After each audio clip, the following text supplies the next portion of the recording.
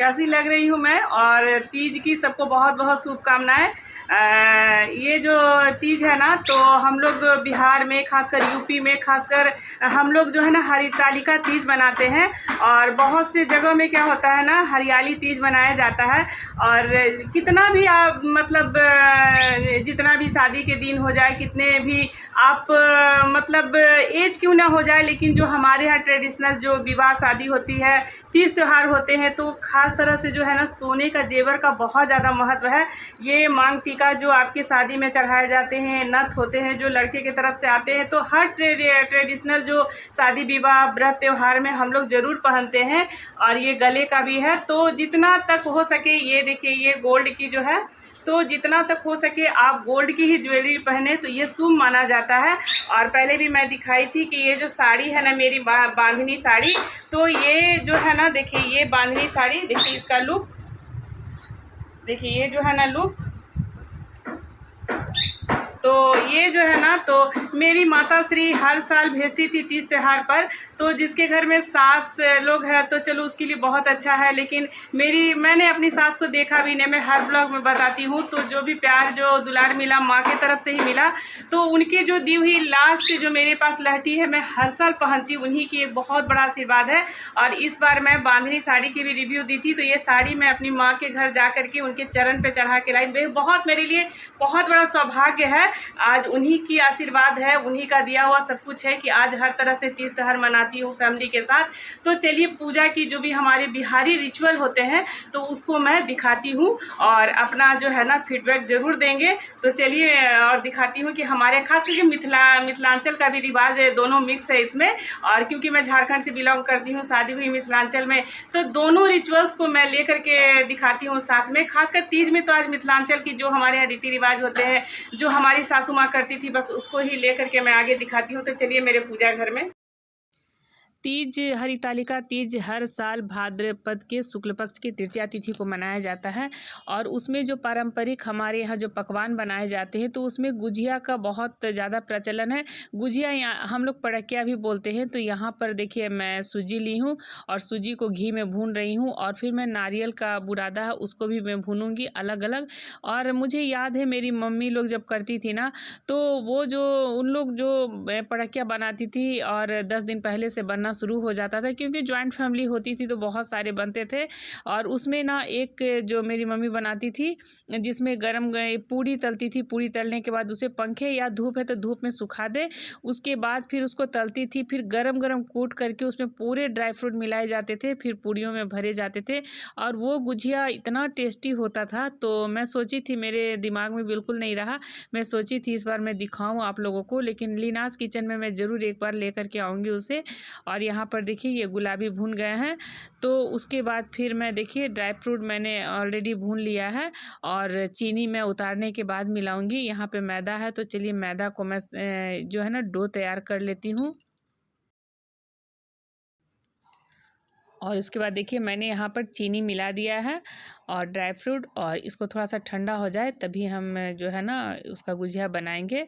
और रात बहुत हो गई है, 9 बज गए हैं और मैं लेके बैठी हूँ। उसके बाद मैं सारे ये गुजिया बनाने के बाद फिर मैं मेहंदी लगाऊंगी। और यहाँ पर पूड़ी मैंने बेल लिया है, और धीरे धीरे करके देखिए क्योंकि साल में एक बार व्रत आता है तो अच्छा लगता है, सब लोग मिलजुल करके बांट करके मतलब ये फेस्टिवल मनाते हैं, तो इसलिए मैं हर साल ज़्यादा ही क्वांटिटी में बना लेती हूँ। और इसका जो हम लोग का जो ट्रेडिशनल जो इसका रेसिपी होता है, खाना जो होता है, मेरे नेक्स्ट वाले ब्लॉग में आएगा। तो बिल्कुल मेरे कंटिन्यू रहेगा 30 का ब्लॉग, 2 दिन में लेकर के आऊँगी। और देखिए यहाँ पर धीमी आंच पर आप फ्राई करें, बहुत ज़्यादा तेज़ आंच पे फ्राई करेंगे तो जल जाएंगे और अंदर से कच्चा रह जाएगा। और देखिए इस तरह से मैं पड़किया का जो ये मोल्ड तैयार कर रही हूँ। तो मैं नेक्स्ट जो 2020 में मैंने जो डाला था लीनास किचन में, तो बहुत सारे जो है ना डिज़ाइन डिज़ाइन बने हुए, इसके तो अब सांचे भी आने लगे हैं, चाहे तो आप सांचा से बनाए, नहीं तो हाथ से आप बनाए। इस तरह करके मैं सारे देखिए गुजिया को उधर तलती भी जा रही हूँ, इधर मैं फिलिंग करती भी जा रही हूँ। और यहाँ पर देखिए फल, और हमारे यहाँ 5 तरह के फल लगते हैं। तो चलिए इसको अच्छी तरह से मैं धो लेती हूँ। और यह अब मॉर्निंग का है क्लिप ये मेरा, और क्योंकि अभी सुबह हो चुकी है, आज से जो है ना ब्रश शुरू है, तो सबसे पहले मैं सुबह उठ के नहा फीच करके और सब फल को मैं धो रही हूँ। और बच्चे जब छोटे थे तो मिलजुल करके कर लेते थे, लेकिन अब तो सब बच्चों की पढ़ाई हो गई है, तो सब जो काम जो है ना बिल्कुल अकेले करना पड़ता है। तो मेरे ब्लॉग बिल्कुल स्किप ना करें, क्योंकि अभी मैं दिखाऊंगी। और 5 तरह के फल में खीरा है, केला है, ईख है और नाशपाती, या नाशपाती क्या बोलते हैं फ्रेंड्स, एक बार आप लोग ज़रूर कमेंट्स करके बताएंगे। अमरूद है और ईख है और गन्ना है। ईख गन्ना तो दोनों एक ही को बोलते हैं। और मकई के दाने भी है, मकई भी चढ़ता है इसमें। यानी कि 5 तरह के जो भी फल होते हैं, जिस तरह हम लोग छठ व्रत में चढ़ाते हैं ना, तो बिल्कुल उतना ही फल इसमें भी उसी तरह का जो है ना, थोड़ा बहुत जो पूजा जो है ना बिल्कुल उसी तरह से होता है, क्यों खासकर मिथिलांचल में। और 5 तरह के डलिया है, तो चलिए मैं अब डलिया सजा लेती हूँ, क्योंकि पंडित जी, क्योंकि इस बार का जो है ना 2021 का जो तीज है 9 सितंबर को, तो 5 बजे तक ही है, और 5 बजे के बाद से 6 बजे से चौथ शुरू हो जाएगा। तो जल्दी जल्दी सब तैयारी कर लेती हूँ। और चलिए पंडित जी आने वाले हैं, तो सबसे पहले मैं डलिया तैयार कर लेती हूँ। तो डलिया किस तरह से मैं तैयार करती हूँ, तो चलिए मैं पूजा रूम में ले करके चलती हूँ। और चलिए फल लेकर के मैं पूजा रूम में जाती हूँ। और यहाँ पर देखिए है ना डलिया सब तैयार हो गए हैं। तो सब डलिया में मैंने पहले से सिंदूर लगा के रख दिया है, तो एक एक करके मैं फल डालूँगी, देखिए। और सब डलिया में एक डलिया फ्रेंड्स, इसमें जो है ना पंडित जी को हम लोग देते हैं, जिसमें सारे श्रृंगार के सामान होते हैं, और वो पंडित जी को हम लोग देते हैं। और देखिए इस तरह से सब डलिया को मैं सजा लूँगी। और इसमें जो दही मैंने बताया था कि चुक्का आते हैं, कुल्हड़ आते हैं, हम लोग चुक्का भी उसे बोलते हैं, तो उसमें दही जमा करके रात में ही मैंने दही जमा लिया था। और वो भी उस तरह से मैं सिंदूर से पहले पूजा करके तब सब डलिया में रखूँगी। और डलिया में आप ना कागज़ की पुड़िया में सिंदूर भी जो है ना लपेट के रखें, नहीं तो आप सिंदूर के जो पैकेट गद्दी आते हैं ना, तो उसको भी आप रख सकते हैं। और ये केराव है, और इसकी ही रेसिपी मैं लीनास किचन में लेकर के आऊँगी। कंटिन्यूस मेरा 30 का स्पेशल 2 ब्लॉग है, जिसमें आज पूजा की मैं दिखा रही हूँ, कल रेसिपी रहेगा लीनास किचन में, उसको डालूंगी। और यहाँ पे थोड़ा सा डालने के बाद मैं अलग कर दूँगी, कल इसकी ही रेसिपी बिल्कुल अलग तरह से मैं बना करके दिखाऊँगी। और स्पेशल जो ट्रेडिशनल रेसिपी होती है बिहार की, फेस्टिवल स्पेशल, तो मैं लेकर के आ रही हूँ। और यह सामी का आटा, उसको भी मैं डाल दूँगी डलिया में। और देखिए ये कुल्हड़ है, चुक्का भी हम लोग बोलते हैं, इसको भी मैं सिंदूर का टीका लगा के सब डलिया में रखूंगी। पंडित जी आने वाले हैं। और यहाँ पर गंगा जी की मिट्टी से जो है ना शंकर जी बनाए जाते हैं, पार्वती जी, उनका सिंदूर का किया बनता है। तो जो है ना शंकर जी जो है ना क्यों हम लोग मिट्टी के बनाते हैं, क्योंकि पार्वती जी ने मिट्टी के ही बालू की शिवलिंग बना करके पूजा की थी शंकर जी को पाने के लिए। तो इसलिए मुझे बहुत खुशी होती है कि मैं पटना में हूँ, और ख़ासकर गंगा मैया की मिट्टी मुझे मिल जाती है। खासकर व्रत त्यौहार में गंगा जल भी मैं मंगा लेती हूँ।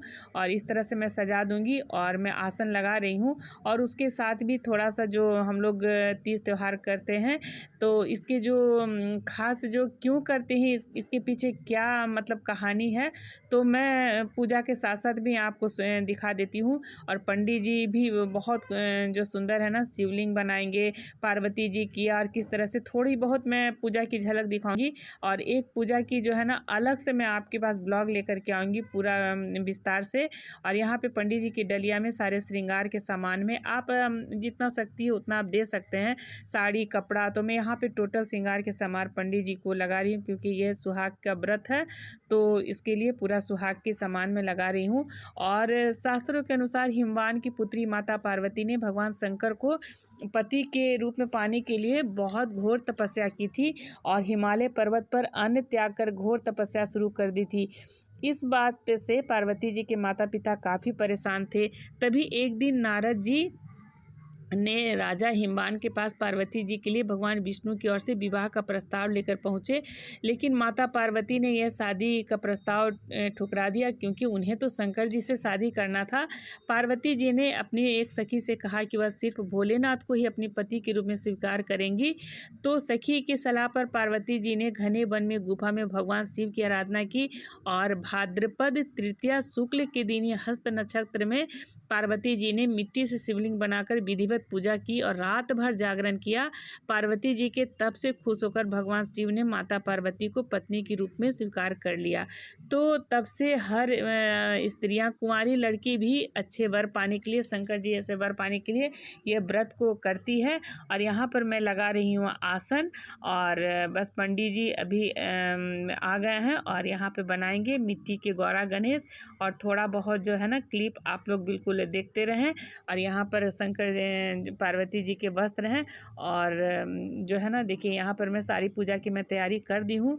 और देखिए मैं किस तरह से पूजा कर रही हूँ, तो आप मेरे ब्लॉग में अंत तक बने रहें।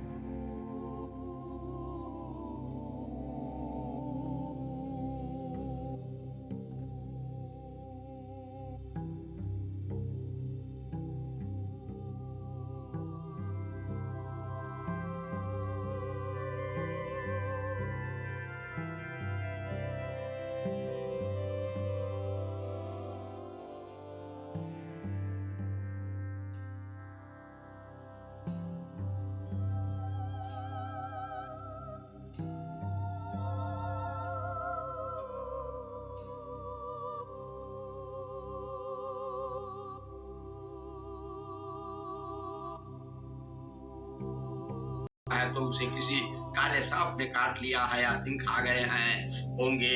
हाय हाय मेरी बेटी कहाँ गई, किसी दुष्ट ने मेरी पुत्री को मार डाला, ऐसा कहे वायु के झोंके से कांपते हुए।